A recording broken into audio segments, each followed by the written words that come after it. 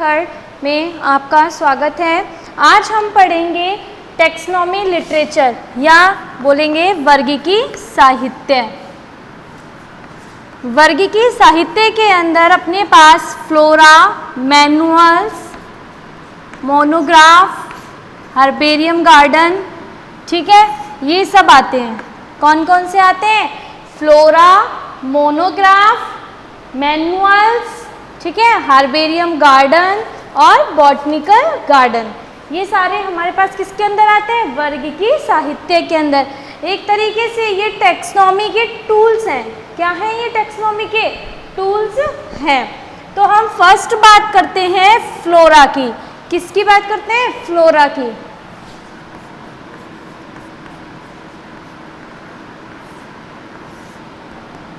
जो फ्लोरा होता है, ठीक है, ये वनस्पतियां होती हैं। क्या होती हैं? वनस्पति। वनस्पति किसको बोलते हैं? जब बहुत बड़े बड़े पेड़ होते हैं, ठीक है, जैसे जंगल है, जंगलों में वनस्पतियां होती हैं, बहुत बड़े बड़े पेड़ होते हैं, ठीक है, भारी भारी पेड़ होते हैं और उनकी मात्रा संख्या में क्या होती है? बहुत ज़्यादा होती है। तो उस स्थिति में हम बोलते हैं उसको वनस्पति, ठीक है। तो हम बात करेंगे फ्लोरा की। जो हमारे फ्लोराज होते हैं, ठीक है, किसको कहते हैं? पहले तो फ्लोरा हम पहले वो देखेंगे। किसी भी विशिष्ट भौगोलिक क्षेत्र की क्या होती है? वनस्पति, ठीक है। जब कोई भी भौगोलिक क्षेत्र की कोई स्पेशल एरिया है उसकी वनस्पति, जब हम उनकी सारी वनस्पतियों को एक सूचीबद्ध करते हैं, सूचीबद्ध से मतलब हम सारणी बनाकर सारी वनस्पतियां लिखते हैं, तो उसको क्या कहते हैं? फ्लोरा कहते हैं। तो इसमें देखेंगे किसी भी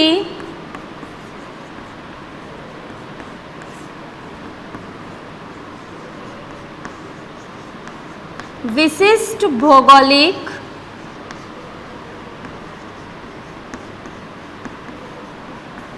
वनस्पति को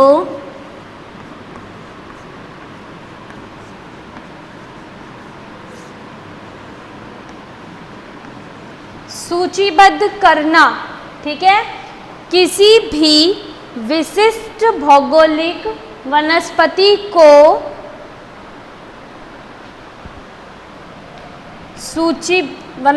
को सूचीबद्ध करना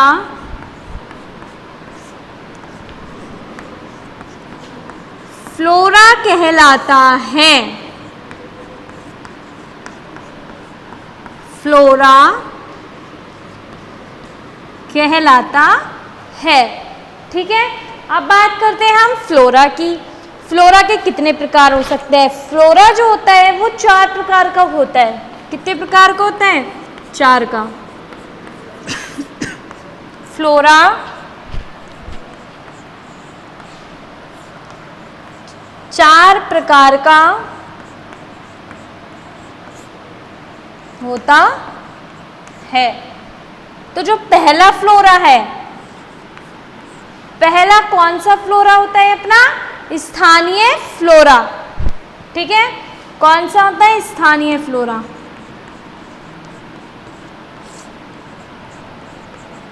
तो हम पहले स्थानीय फ्लोरा की बात कर लेते हैं। किसकी बात कर लेते हैं? स्थानीय फ्लोरा की। स्थानीय फ्लोरा क्या होते हैं? जब किसी भी सीमित क्षेत्र में, जैसे गांव, शहर या राज्य की जो वनस्पतियां होती हैं, उनको स्थानीय फ्लोरा कहा जाता है। किसको कहा जा रहा है यहाँ पे स्थानीय फ्लोरा? गांवों की, शहरों की और राज्य की वनस्पतियों को स्थानीय फ्लोरा कहा जाता है, क्योंकि ये क्या है? Local flora. क्या है ये? लोकल फ्लोरा, उसी स्थान की, ठीक है, उसी एरिया की, उसी स्थान की, उसी ही किसकी? मौसम की या वेदर की, कह सकते हैं उष्णकटिबंधीय या जलकटिबंधीय स्थान की वनस्पति है वो, जो उसी एरिया में पाई जाती है, तो वो होती है लोकल फ्लोरा, ठीक है। अब इसमें हम लिखेंगे स्थानीय फ्लोरा में जैसे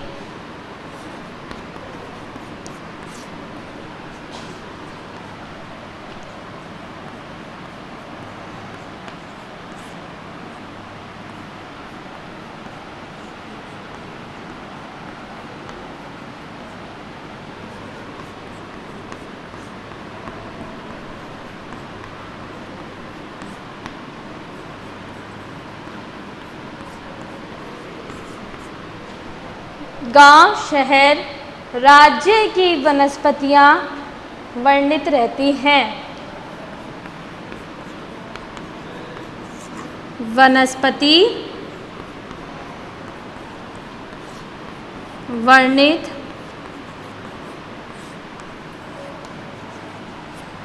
रहती है।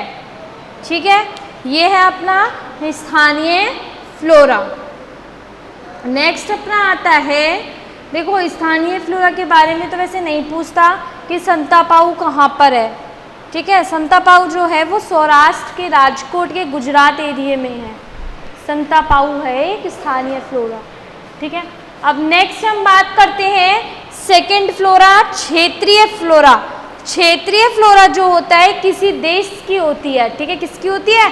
किसी देश की वनस्पति होती है। तो यहाँ लिखेंगे बी।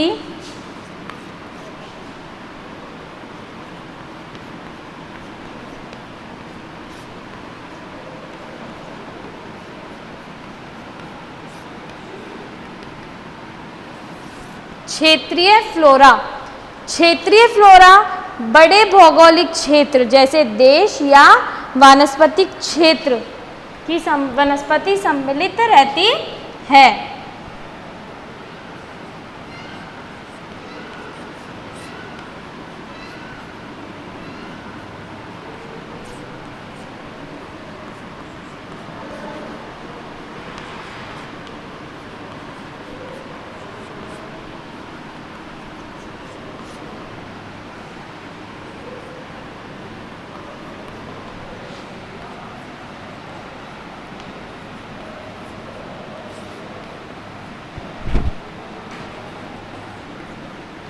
बड़े वानस्पतिक की वनस्पति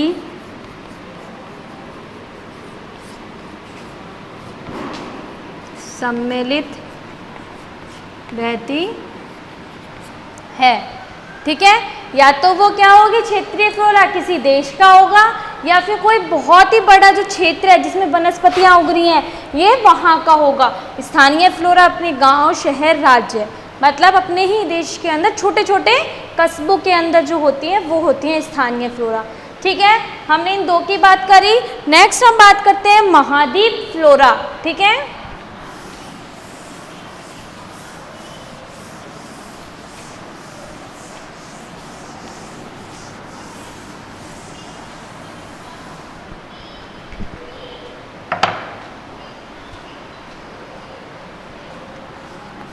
थर्ड है अपना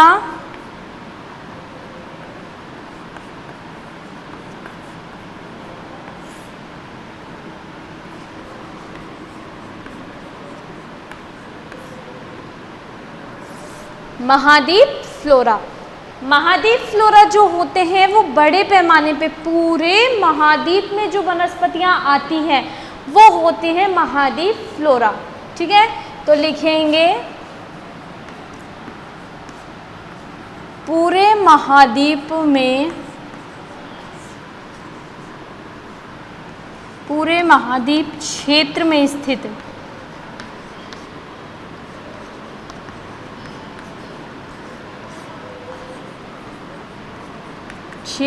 स्थित वनस्पतियां वर्णित रहती हैं। वर्णित रहती है। ठीक है, पूरे महाद्वीप क्षेत्र में स्थित वनस्पतियां वर्णित रहती हैं। ये हो गया। नेक्स्ट फोर्थ है अपना लास्ट एंड फोर्थ विश्व व्यापक फ्लोरा। ठीक है, विश्व व्यापक फ्लोरा से नाम से पता लग रहा है पूरे विश्व में जो पाई जाती हैं।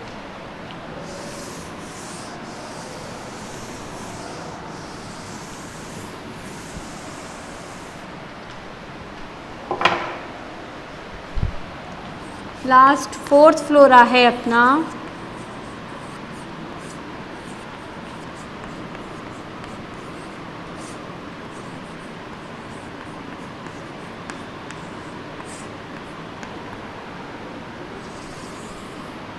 विश्व व्यापक फ्लोरा। विश्वव्यापक फ्लोरा, इसमें विश्व स्तर पर उपस्थित वानस्पतिक रिकॉर्ड उपलब्ध रहता है। ठीक है, लिखते हैं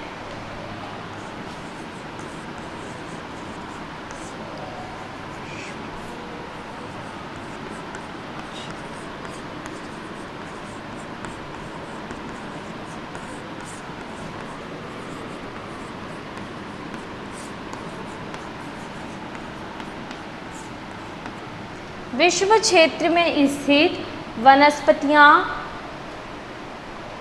या वनस्पतियों का रिकॉर्ड उपलब्ध होता है। वनस्पतियों का रिकॉर्ड उपलब्ध रहता है, लेकिन अभी तक इसमें कोई अच्छा प्रकाशन नहीं हुआ है। विश्व फ्लोरा जो हैं ये अच्छे से पब्लिश नहीं हुए हैं, कोई भी अच्छा प्रकाशन नहीं हुआ। इसमें लिख सकते हैं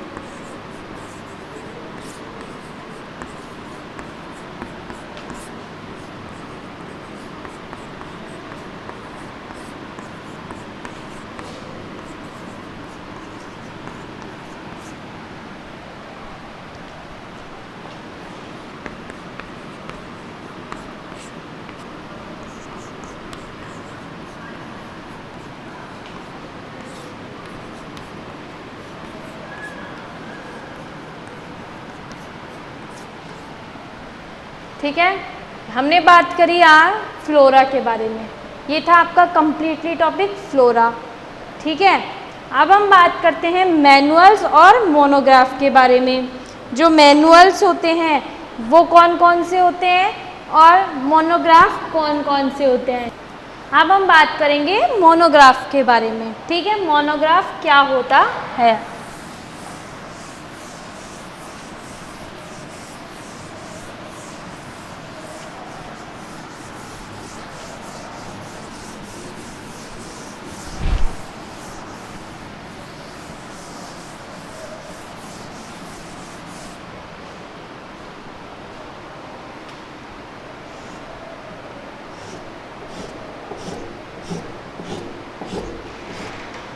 मोनोग्राफ, देखो जो मोनोग्राफ होता है वो क्या होता। अब हम बात करेंगे मोनोग्राफ।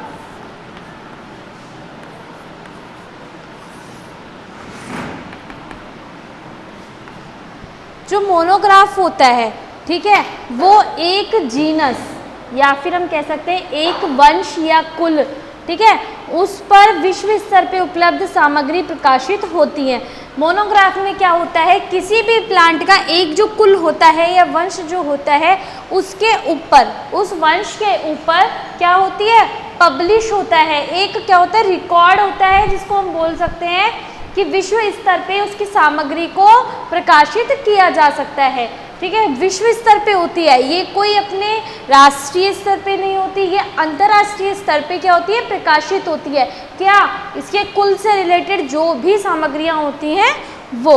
ठीक है, मोनोग्राफ के अंदर क्या क्या आता है, मतलब कि जो वंश होता है, वंश के अंदर क्या क्या आता है जो प्रकाशित होता है, वो होता है नामकरण, ठीक है, संपूर्ण वर्णन और इसकी जांचें, कौन कौन सी जांच की गई थी तब उसका करेक्ट आंसर आया था, कुंजी, कौन कौन सी कुंजी इस्तेमाल की गई थी मोनोग्राफ में। ठीक है, ये सब क्या होते हैं, पादप के स्पेसिमेन का उल्लेख करने के लिए होती हैं। और इस पे क्या करता है, लेखक इस पे शोध कार्य करता है। ठीक है, लेखक करता है इस पे शोध कार्य। लेखक भी वही शोध कार्य करेगा जो साइंटिस्ट, वैज्ञानिक होगा, जिसके पास वैज्ञानिकी डिग्री होगी। हर कोई शोध नहीं कर सकता है, इसके लिए हमारे पास एजुकेशन होना बहुत ज़रूरी है, किसी भी प्लांट के ऊपर या किसी भी फैमिली के ऊपर करने के लिए, शोध कार्य करने के लिए। तो हम इसमें लिखेंगे मोनोग्राफ में या मोनोग्राफ में किसी एक वंश या कुल का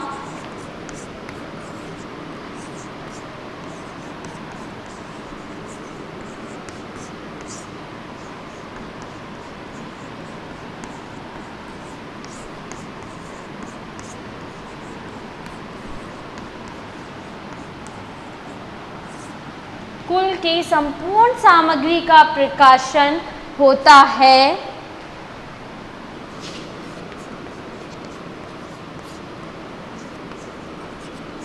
और इसमें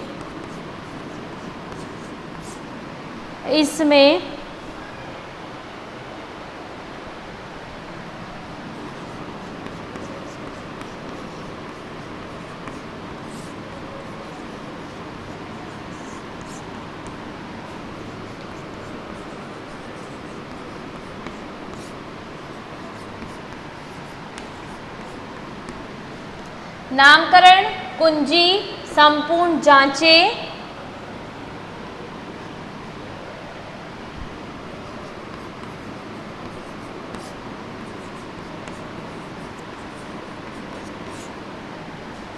और पादप प्रादर्श का उल्लेख किया जाता है।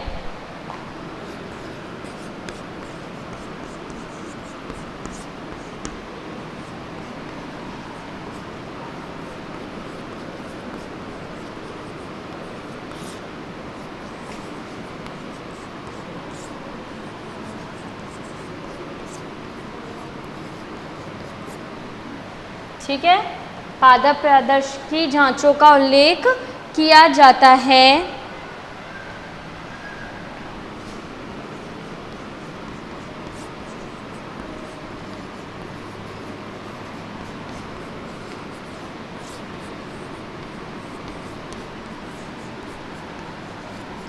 इसमें वैज्ञानिक ही शोध कार्य कर सकते हैं।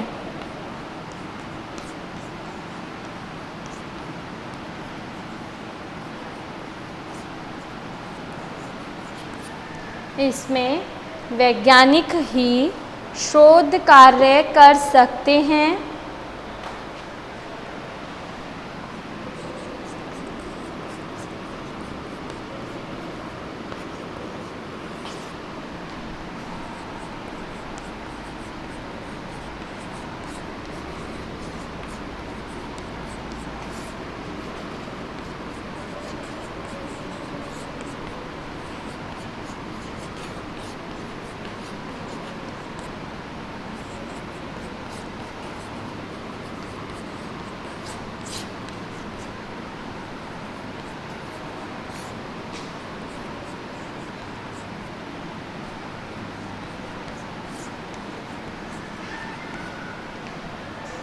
मोनोग्राफ में पादप की आकारिकी, शारीरिकी, उसका जातिवृत्तीय इतिहास, गुणसूत्र, वितरण और पारिस्थितिकी,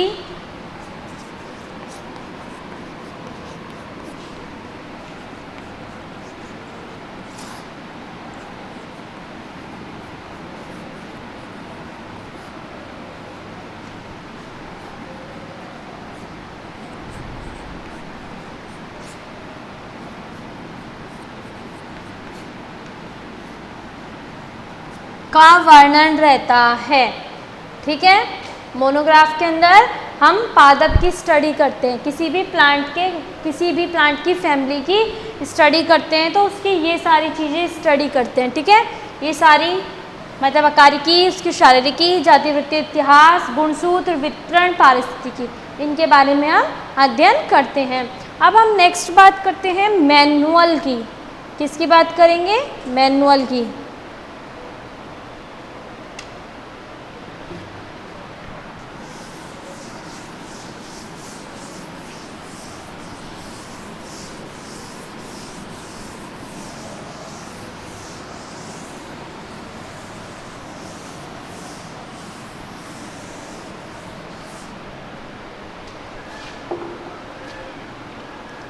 अब हम बात करते हैं मैनुअल।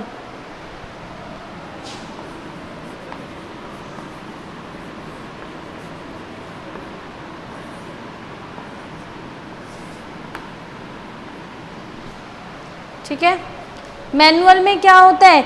इसमें फ्लोरा का वर्णन करने के बजाय पादपों का गहन अध्ययन किया जाता है। ठीक है, इसका समूह जो होते हैं इनका विस्तृत अध्ययन किया जाता है, जैसे इसकी आकार की, तकनीकी, ठीक है, और इनका अर्थ क्या होता है, इन सब के बारे में अध्ययन किया जाता है। तो हम लिख सकते हैं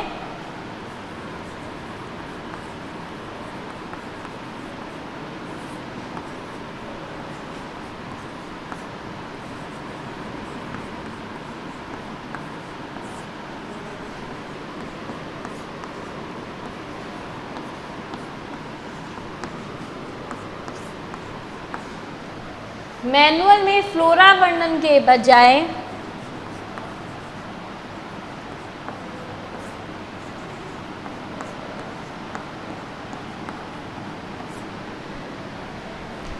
पादपों का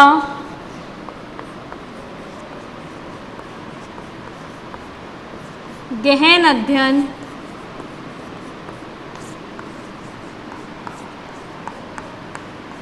किया जाता है।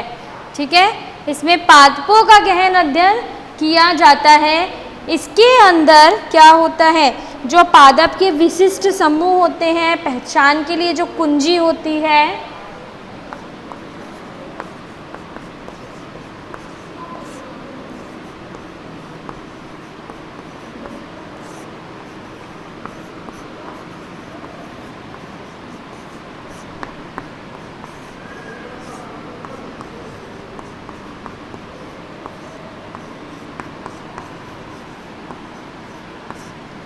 इसमें पहचान की कुंजी, विशिष्ट समूह, ठीक है,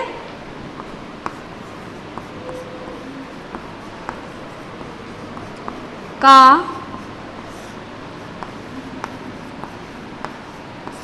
अध्ययन करते हैं। पहचान की जो कुंजियाँ होती हैं कि किस टाइप से हम इस प्लांट को पहचान सकते हैं, और विशिष्ट समूह का, ठीक है, इन सब का हम इसके अंदर अध्ययन करते हैं। अब हम बात करते हैं हर्बेरिया की। ठीक है, कि हर्बेरियम क्या होता है। सबको पता है कि हर्बेरियम को कैसे तैयार किया जाता है। ठीक है, सबसे पहले अपने पास क्या होना चाहिए, मैं हर्बेरियम की बात कर रही हूँ। ठीक है, कि हर्बेरियम जो होते हैं वो कैसे बनाए जाते हैं। हर्बेरियम में क्या किया जाता है, अपने पास सबसे पहले इक्विपमेंट्स होने चाहिए, उपकरण होने चाहिए। ठीक है, क्या होने चाहिए, अपने पास इक्विपमेंट होने चाहिए। कैंची होनी चाहिए उस प्लांट को काटने के लिए। ठीक है, हम जब तक कैंची नहीं होगी तब तक हम उस प्लांट की कलम नहीं काट सकते हैं। और अगर कोई बड़ा पौधा है तो खुरपी होनी चाहिए उसको जड़ से उखाड़ने के लिए। किसी भी प्लांट को पादप प्रेस होनी चाहिए। जब हम किसी भी प्लांट को क्या कर रहे हैं, हर्बेरियम शीट पर रख रहे हैं तो उसको प्रेस किया जाता है। ठीक है, ताकि वो बिल्कुल प्लेन हो जाए। अगर वो प्लेन नहीं होगा तो जो हर्बेरियम शीट होती है वो ऊपर नीचे उबड़ खाबड़ रहेगी। ठीक है, इसलिए इसको पादप प्रेस बहुत ज़रूरी होती है। एक होता है वेस्कुलम। वेस्कुलम जो होता है वो एल्यूमिनियम का डब्बा बना होता है। इसमें क्या किया जाता है, सबसे पहले पादपों को रखा जाता है। इससे जो पादप होते हैं वो प्लास्टिक की थैलियों में बंद करके रखा जाता है। किसमें, वेस्कुलम में। क्यों रखा जाता है, ताकि वो मुरझाए ना। ठीक है, वेस्कुलम जो होता है उसके अंदर पादपों को क्या करते हैं, प्लास्टिक की थैली में पहले कवर करते हैं। फिर जो अपने पास एल्यूमिनियम का डब्बा है जिसको हमने वेस्कुलम नाम दिया उसके अंदर रख देते हैं, ताकि कोई भी पादप इसमें मुरझाए ना, जल्दी नहीं मुरझाता है।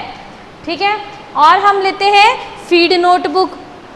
जब भी हम फील्ड पे जाते हैं तो उससे पहले हम क्या करते हैं, नोटबुक पर क्या लिखते हैं, तैयार करते रहते हैं, उसके बारे में हम लिखते रहते हैं। ये जो नोटबुक होती है वो 100 पन्ने की होती है और हर पन्ने पे क्या है, इसके ऊपर नंबर लिखे होते हैं, सीरियल वाइज होती हैं। हम एक पन्ने पे 4 या 4 से ज़्यादा टैग लगा सकते हैं उस प्लांट के बारे में।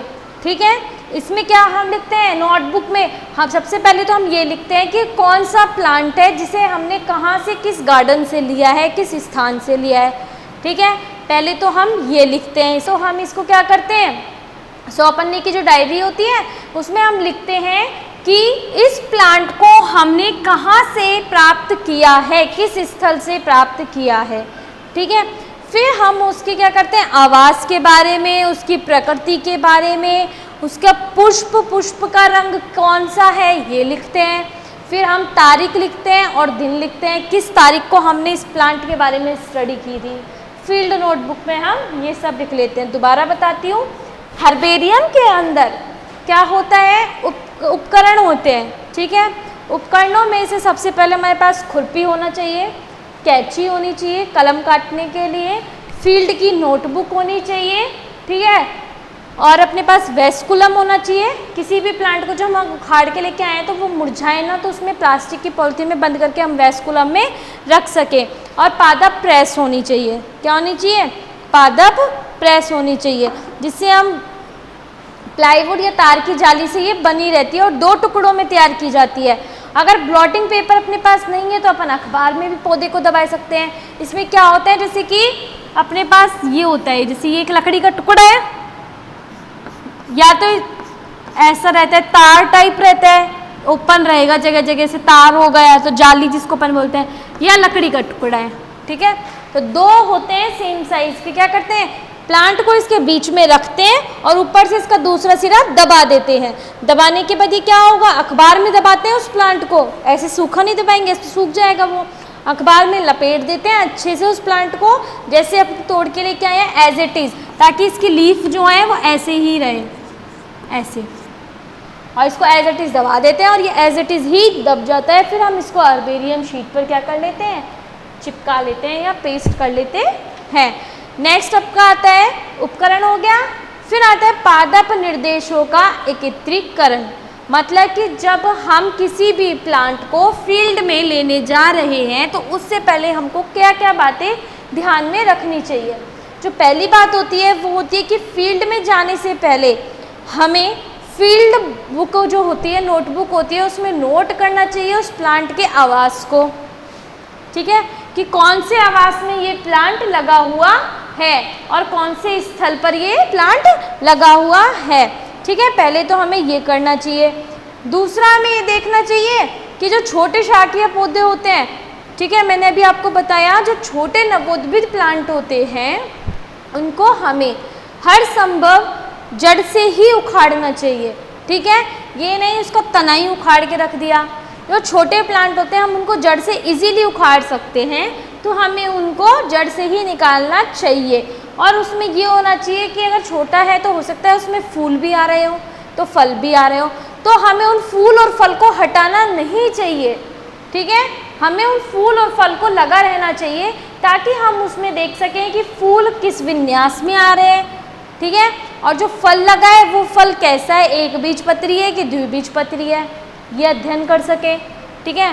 तीसरा जो होता है वो ये होता है कि जो वृक्ष या झाड़ी के रूप में होता है, 25 सेंटीमीटर से कम की शाखा होती है, हमें उसकी कलम को काट लेना चाहिए। क्या कर लेना चाहिए, काट लेना चाहिए। क्यों, कलम क्यों काटनी चाहिए, ताकि हम उसके पत्तियों के विन्यास को और उसके पुष्पों के विन्यास को आसानी से समझ सके। मतलब कि जो ये लीफ लग रही है इनके अरेंजमेंट को पढ़ सके, और मान के चलिए इसमें फूल भी लग रहे हैं कि पंचतई है, त्रितई है या एकतई है, कैसा पुष्प है, तो हम उसके पुष्प क्रम को भी देख सके, ठीक है। जो 25 सेंटीमीटर से ज़्यादा का प्लांट होता है हमें उसकी कलम काटनी चाहिए।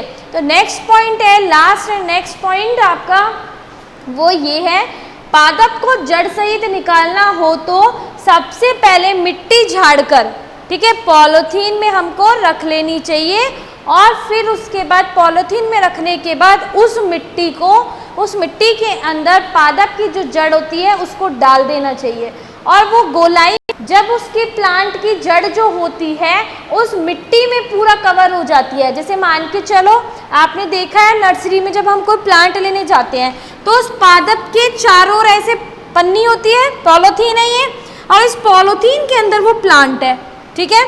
तो हमने किसी प्लांट को लिया, जड़ से उखाड़ा, जड़ से उखाड़ने के बाद ये पॉली बैग है, इसके अंदर हमने मिट्टी भर ली है, दबानी नहीं है उस मिट्टी को, भरनी है, और ये भरने के बाद उस मिट्टी में धीरे से जड़ को डालना है। जैसे ही जड़ डाल देते हैं तो ये क्या करती है, इसको मिट्टी में कवर हो जाती है। कवर होने के बाद इसको हम किस में डाल देते हैं, ट्रांसफर कर देते हैं वेस्कुलम के अंदर।